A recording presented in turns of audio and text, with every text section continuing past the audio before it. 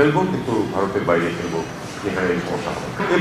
যেটা বলেছেন আমি সম্পূর্ণ সমর্থন করি এটাকে, যে আমি এটাকে এভাবে দেখি যে একজন ক্রিকেটার সে তো একটা সীমিত সময় ওখানে যাবে, খেলবে, তারপরে হোটেলে চলবে।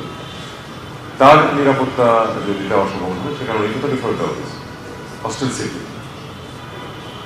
তাহলে আমার যে টিম যাবে, শুধু টিম যাবে না, টিমের সমর্থকরা তো যাবে, খেলা দেখতে যাবে লোকে, তাদের নিরাপত্তা প্রশ্ন আছে।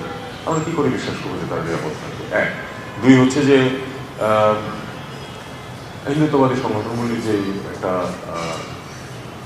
বাংলাদেশ বিরোধী কার্যকলাপ এবং কথাবার্তা চলছিল, সেটার প্রেক্ষিতে আসলে সত্যিকার অর্থেই তো ভারতীয় সংস্থাগুলির পক্ষে নিরাপত্তা দেওয়া কঠিন না সবাই।